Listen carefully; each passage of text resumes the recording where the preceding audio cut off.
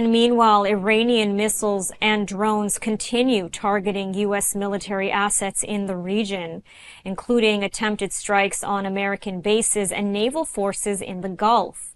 The Raf Al Khatouri British Air Base in Cyprus was hit by a suspected Iranian-made drone strike around midnight, causing minor damage but no casualties. British defense officials confirmed. Base personnel were ordered to shelter in place and security threats were declared.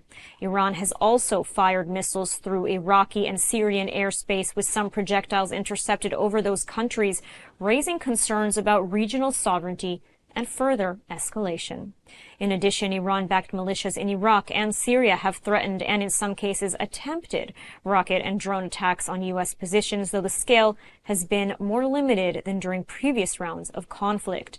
Iran has issued warnings about shipping in the Strait of Hormuz, and there have been reports of heightened Iranian naval activity, though no confirmed large-scale seizures have yet been reported. The United Arab Emirates says it is closing its embassy in Tehran and recalling its ambassador and all other diplomats in response to the blatant Iranian missile attacks that targeted the UAE's territory. The UAE, along with Israel, has gotten hundreds of missile barrages from Iran, resulting in 3 people being killed and 58 others injured in the UAE since Iran began its retaliatory campaign in the Gulf in response to U.S. and to Israeli attacks. This according to Emirati authorities. And we also know that Iran has struck out at Kuwait, at Qatar, at Saudi Arabia, and Bahrain. And joining us now with more on the joint operation with the U.S. and Israel are Dr. Jacques Neriah, special analyst for the Middle East at the JCFA, and Dr. Mordechai Kedar, Middle East expert from Bar Ilan University, who I see has not connected with us yet.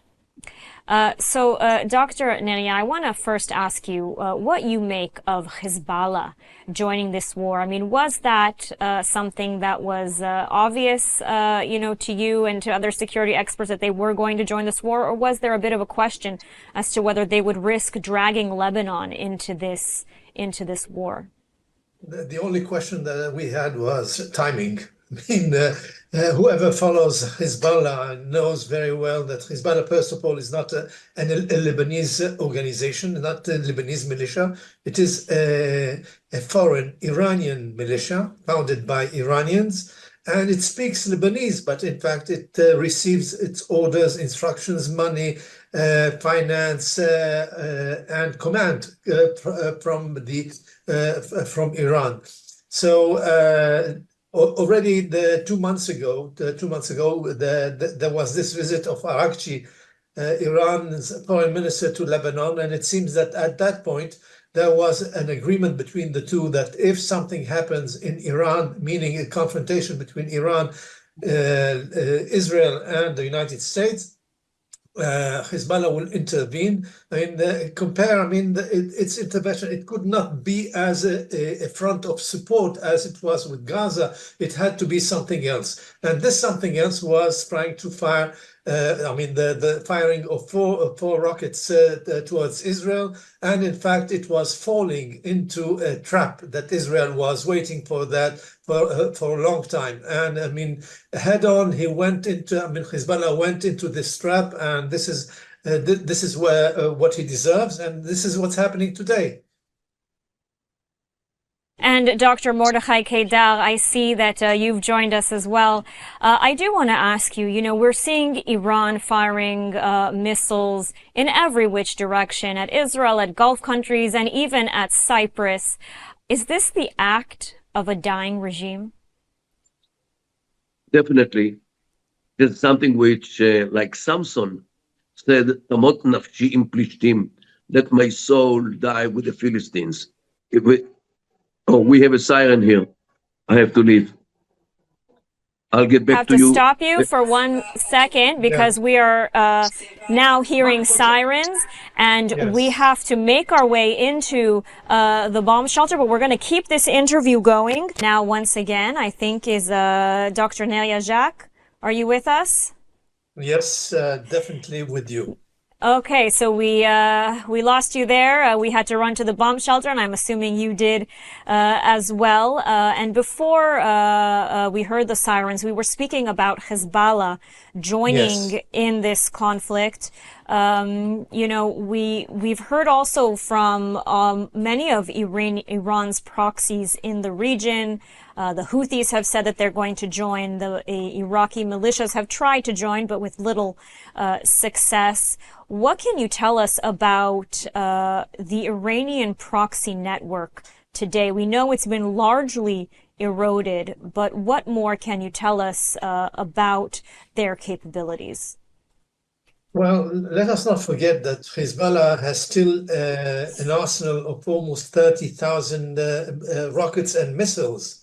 This is something that we cannot ignore. This is one thing. And then there's this ability to hide inside the civilian houses. You know, the Hezbollah just rent houses and transform them into the depots, into armed depots. And this is why Israel has asked the population, I mean, those who live in 50 villages in southern Lebanon to leave their houses, because otherwise you cannot be able to control what's happening there. This is one thing that Hezbollah has, in fact, rebuilt itself during the past year with the help of the Revolutionary Guards. And money coming and financing coming from Iran, and weapons being illegally transferred through Syria and Iraq. Now, there's this Iraqi militia, the Al-Hashd al-Shabi, the People's Mobilization Force, a sort of name of that sort, which is part of the Iraqi army, and definitely the allegiance is far from us, but they can be the site of launching missiles against Israel. And last but not least, we have the Houthis who are right now preparing themselves for a renewed conflict in the area. So after all, even though the ring that Iran planned to put around Israel in order to suffocate Israel is not exactly working, mainly because of the fall of Bashar Assad. So what remains is Lebanon on the one hand and Yemen on the other hand. Let's forget about Iraq because this is not relevant. So in Lebanon, we are now facing Hezbollah, and Hezbollah, as I said, has fallen in the trap that Israel was waiting. We've been waiting for that for a long time, and Hezbollah just made us a favor, just beginning firing against Israeli territory yesterday night.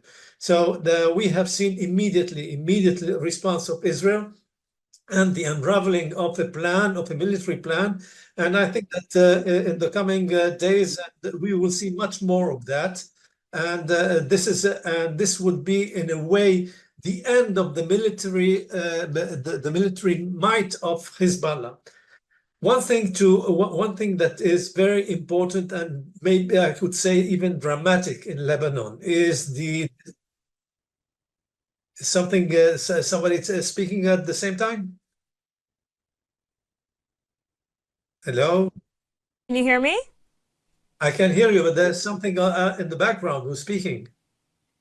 I'm not hearing anything over here, but There's something in let's see if your there's studio there. perhaps Anyway, a technical issue. yeah. Okay, well, let's continue. So what I'm saying is the following, that the Lebanese government today made a decision, a dramatic decision, forbidding all military activities of Hezbollah in the whole country, and of course transferring its weapons to the Lebanese army.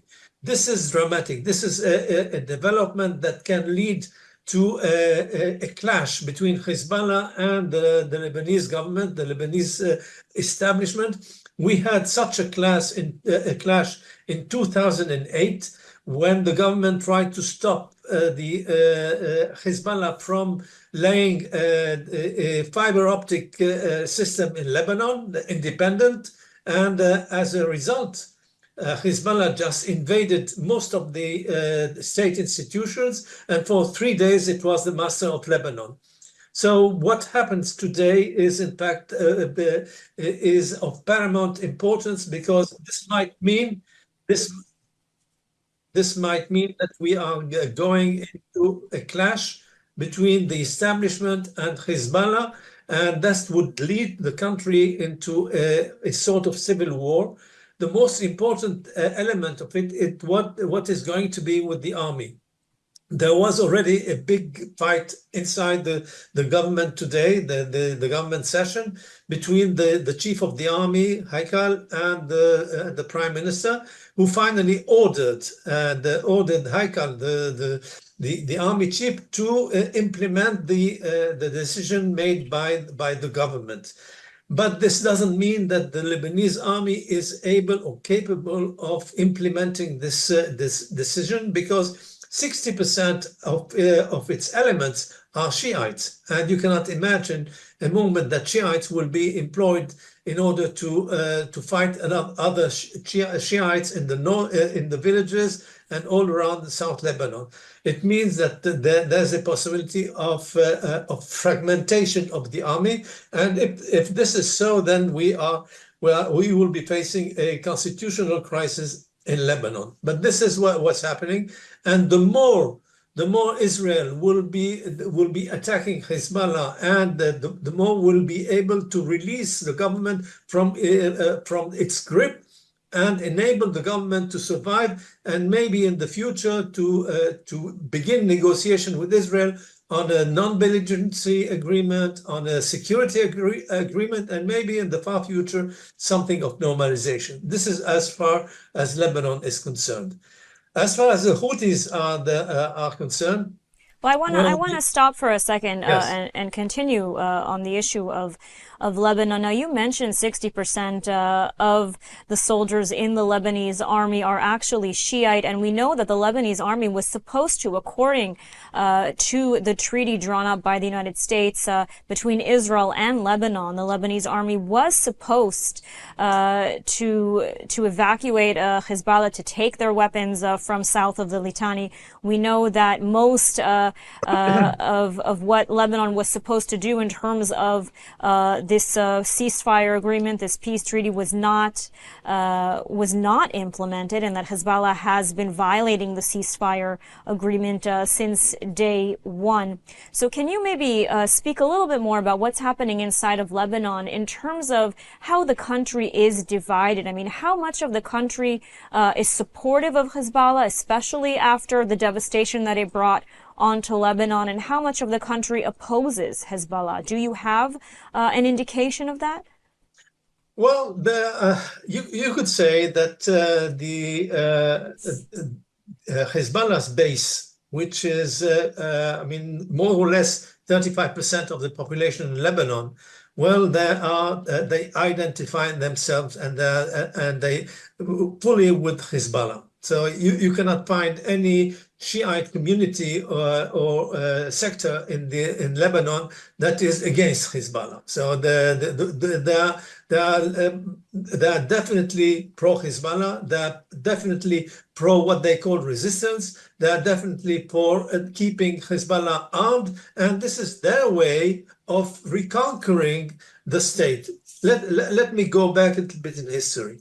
In 1943, there was an agreement, a national pact agreement between Sunnite and Maronites about the division of portfolio of power in Lebanon. This is when the decision was made that the president would be a Maronite, the prime minister would be a Sunnite, the commander of the army a Christian, the deputy commander of the army would be an Orthodox Christian, and so on and so on. And for every six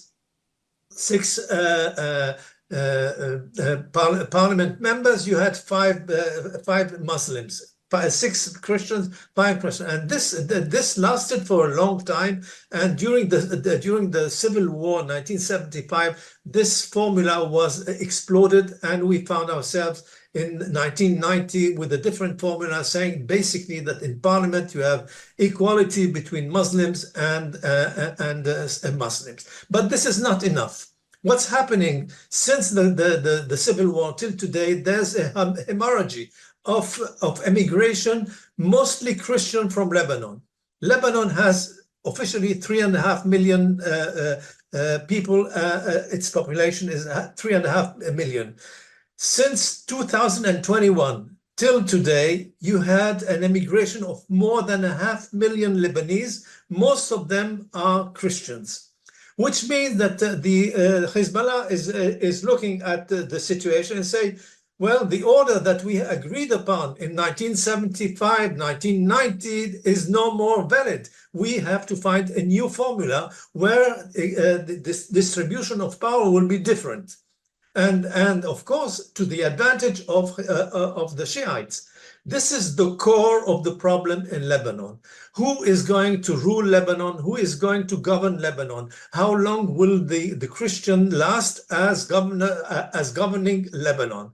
And now we have an idea that we are hearing an idea in Lebanon, that in order to save the minority, the Christian minority in Lebanon, which is 30%, less than 30%, and the Maronites are 16%, they are asking today for a federal system, where federalism or sort of cantons, that every minority or every community will have its own power bases and power system.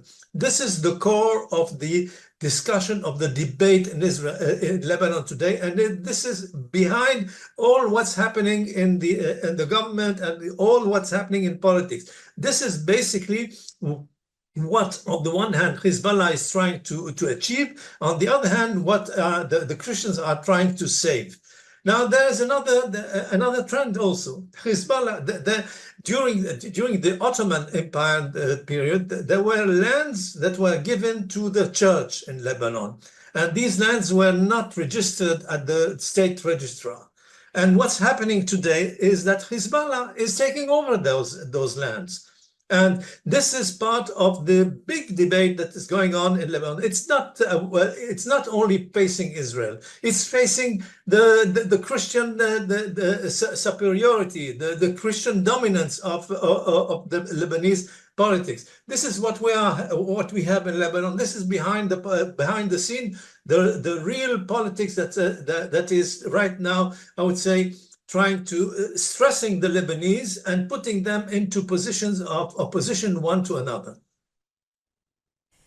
Absolutely. So Lebanon really in a state of chaos, and of course, Iranian terror proxy Hezbollah bringing the country into this conflict, into a direct escalation with Israel. Dr. Jacques Neriah, thank you so much for your insight into what is happening inside of Lebanon, and of course, the dramatic news that Hezbollah has officially joined this war.